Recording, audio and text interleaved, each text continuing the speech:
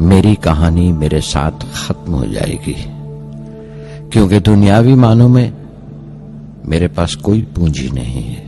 میں نے کچھ حاصل نہیں کیا، جمع نہیں کیا، میرے پاس کچھ نہیں اور کوئی نہیں، نہ بیٹا، نہ بیٹی، نہ پریوار۔ میں دوسروں کے لیے مثال نہیں بننا چاہتا، لیکن شاید کچھ پڑھنے والوں کو پریرنا ملے کہ انتم سکھ روح اور آتما کی تسکین ہے، خدا کی رحمت ان کی وراثت ہے۔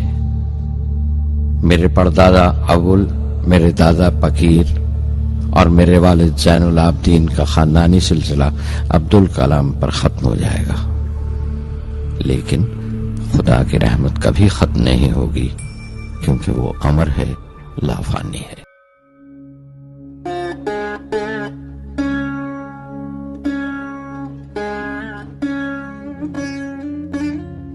میں شہر رامیشورم کے ایک مڈل کلاس تمل خاندان میں پیدا ہوا۔ میرے ابا زین العابدین کے پاس نہ تعلیم تھی نہ دولت، لیکن ان مجبوریوں کے باوجود ایک دانائی تھی ان کے پاس اور حوصلہ تھا، اور میری ماں جیسی مددگار تھی عاشی اماں۔ ان کی کئی اولادوں میں ایک میں بھی تھا، بلند قامت ماں باپ کا ایک چھوٹے سے قد والا معمولی شکل و صورت کا لڑکا۔ اپنے پشتینی مکان میں رہتے تھے ہم، جو کبھی 19ویں صدی میں بنا تھا۔ کافی وسیع اور پکا مکان تھا رامیشورم کی مسجد اسٹریٹ میں۔ میرے ابا ہر طرح کے عیش و آرام سے دور رہتے تھے، مگر ضروریات کی تمام چیزیں میسر تھیں۔ سچ تو یہ ہے کہ میرا بچپن بڑا محفوظ تھا، مادی طور پر بھی اور جذباتی طور پر بھی، مٹیریلی اینڈ ایموشنلی۔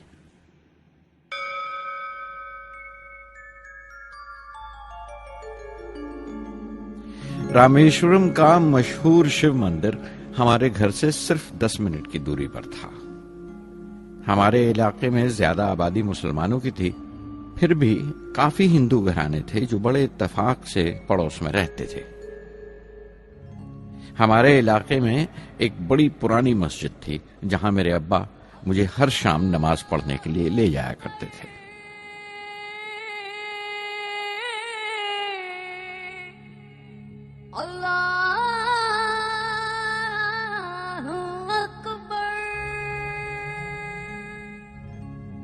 رامیشورم مندر کے بڑے پروہت پکشی لکشمن شاستری میرے ابا کے پکے دوست تھے۔ میری بچپن کی یادوں میں آنکی ہوئی ایک یاد یہ بھی تھی کہ اپنے اپنے روایتی لباس میں بیٹھے ہوئے وہ دونوں کیسے روحانی مسئلوں پر دیر دیر تک باتیں کرتے رہتے تھے۔ میرے ابا مشکل سے مشکل روحانی معاملوں کو بھی تمل کی عام زبان میں بیان کر لیا کرتے تھے۔ ایک بار مجھ سے کہا تھا، جب آفت آئے تو آفت کی وجہ سمجھنے کی کوشش کرو، مشکلیں ہمیشہ خود کو پرکھنے کا موقع دیتی ہیں۔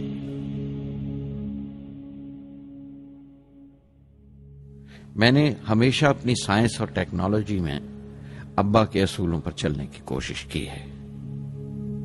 میں اس بات پر یقین رکھتا ہوں کہ ہم سے اوپر بھی ایک اعلیٰ طاقت ہے، ایک مہان شکتی ہے جو ہمیں مصیبت، مایوسی اور ناکامیوں سے نکال کر سچائی کے مقام تک پہنچاتی ہے۔ میں قریب 6 برس کا تھا جب ابا نے ایک لکڑی کی کشتی بنانے کا فیصلہ کیا، جس میں وہ یاتریوں کو رامیشورم سے دھنوش کوڑی کا دورہ کرا سکیں، لے جائیں اور واپس لے آئیں۔ وہ سمندر کے ساحل پر لکڑیاں بچھا کر کشتی کا کام کیا کرتے تھے، ایک اور ہمارے رشتہ دار کے ساتھ، احمد جلال الدین۔ بعد میں ان کا نکاح میری آپا زہرا کے ساتھ ہوا۔ احمد جلال الدین حالانکہ مجھ سے 15 سال بڑے تھے، پھر بھی ہماری دوستی آپس میں جم گئی تھی۔ ہم دونوں ہر شام لمبی سیر کو نکل جایا کرتے تھے۔ مسجد گلی سے نکل کر ہمارا پہلا پڑاؤ شیو مندر ہوا کرتا تھا، جس کے گرد ہم اتنی ہی شردھا سے پریکرما کرتے تھے جس شردھا سے باہر سے آئے ہوئے یاتری۔ جلال الدین زیادہ پڑھ لکھ نہیں سکے ان کے گھر کے حالات کی وجہ سے، لیکن میں جس زمانے کی بات کر رہا ہوں ان دنوں ہمارے علاقے میں صرف وہی ایک شخص تھا جو انگریزی لکھنا جانتا تھا۔ جلال الدین ہمیشہ تعلیم یافتہ پڑھے لکھے لوگوں کے بارے میں باتیں کرتے تھے، سائنس کی ایجاد، میڈیسن اور اس وقت کے لٹریچر کا ذکر کیا کرتے تھے۔ ایک اور شخص جس نے بچپن میں مجھے بہت متاثر کیا وہ میرا کزن تھا، میرا چچیرا بھائی شمس الدین۔ اس کے پاس رامیشورم میں اخباروں کا ٹھیکہ تھا اور سب کام اکیلے ہی کیا کرتا تھا۔ ہر صبح اخبار رامیشورم ریلوے اسٹیشن پر ٹرین سے پہنچتا تھا۔ سن 1939 میں دوسری عالمگیر جنگ شروع ہوئی، دی سیکنڈ ورلڈ وار۔ اس وقت میں 8 سال کا تھا۔ ہندوستان کو اتحادی فوجوں کے ساتھ شامل ہونا پڑا اور ایک ایمرجنسی کے سے حالات پیدا ہو گئے تھے۔ سب سے پہلی درگھٹنا یہ ہوئی کہ رامیشورم اسٹیشن پر آنے والی ٹرین کا رکنا کینسل کر دیا گیا اور اخباروں کا گٹھا اب رامیشورم اور دھنوش کوڑی کے بیچ سے گزرنے والی سڑک پر چلتی ٹرین سے پھینک دیا جاتا۔ شمس الدین کو مجبوراً ایک مددگار رکھنا پڑا جو اخباروں کے گٹھے سڑک سے جمع کر سکے۔ وہ موقع مجھے ملا اور شمس الدین میری پہلی آمدنی کی وجہ بنا۔ ہر بچہ جو پیدا ہوتا ہے وہ کچھ سماجی اور آرتھک حالات سے ضرور اثر انداز ہوتا ہے اور کچھ اپنے جذباتی ماحول سے بھی۔ اسی طرح اس کی تربیت ہوتی ہے۔ مجھے دیانتداری اور سیلف ڈسپلن اپنے ابا سے وراثت میں ملا تھا اور ماں سے اچھائی پر یقین کرنا اور رحم دلی۔ لیکن جلال الدین اور شمس الدین کی صحبت سے جو اثر مجھ پر پڑا اس سے صرف میرا بچپن ہی محض الگ نہیں ہوا بلکہ آئندہ زندگی پر بھی اس کا بہت۔ پھر جنگ ختم ہو گئی اور ہندوستان کی آزادی بالکل یقینی ہو گئی۔ میں نے ابا سے رامیشورم چھوڑنے کی اجازت چاہی۔ میں ڈسٹرکٹ ہیڈ کوارٹرز رامناتھ پورم جا کر پڑھنا چاہتا تھا۔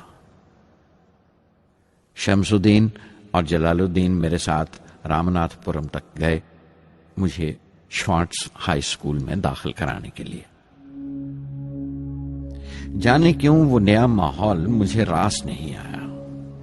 رامناتھ پورم بڑا مصروف شہر تھا اور قریب 50,000 کی آبادی تھی، لیکن رامیشورم کا سکون اور اطمینان کہیں نہیں تھا۔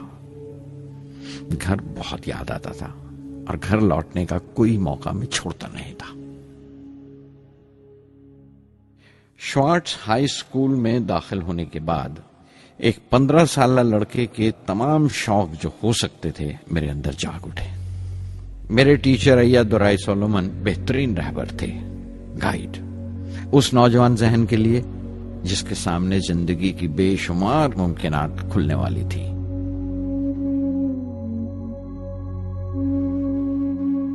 رامناتھ پورم کے اس عرصہ قیام میں ان سے میرا رشتہ استاد شاگرد یا گرو شیشیہ سے بھی آگے نکل گیا۔ ایا دورائی کہا کرتے تھے، زندگی کامیاب ہونے اور نتیجے حاصل کرنے کے لیے 3 طاقتوں پر قابو پانا بہت ضروری ہے: خواہش، یقین اور امید۔ ایا دورائی سولومن جو بعد میں ریورنڈ ہو گئے کہا کرتے تھے، اس سے پہلے کہ میں چاہوں کچھ ہو جائے یہ ضروری ہے کہ میرے اندر اس کی پوری شدت سے خواہش ہو اور یقین ہو کہ وہ ہوگا۔ میں اپنی زندگی سے اگر مثال دوں تو مجھے بچپن سے ہی آسمان کے اسرار اور پرندوں کی پرواز ہمیشہ حیران کرتی تھی، فیسینیٹ کرتی تھی۔ سمندر میں کونجوں اور بگلوں کو اونچی اڑانے لگاتے دیکھتا تھا تو اڑنے کو جی کرتا تھا۔ میں ایک سادہ لوگ گاؤں ہی کا لڑکا تو تھا، لیکن مجھے یقین تھا کہ ایک دن میں ضرور ان کونجوں کی طرح بلند اڑانے لگاؤں گا، بلندی پر پرواز کروں گا۔ اور حقیقت یہ ہے کہ رامیشورم سے اڑنے والا میں پہلا لڑکا تھا۔ شوارٹز اسکول میں تعلیم ختم کرتے کرتے میرے اندر خود اعتمادی بس چکی تھی اور مجھے یقین تھا کہ میں ضرور کامیابی حاصل کروں گا۔ میں تعلیم آگے جاری رکھوں گا، اس میں کوئی دوسرا خیال نہیں۔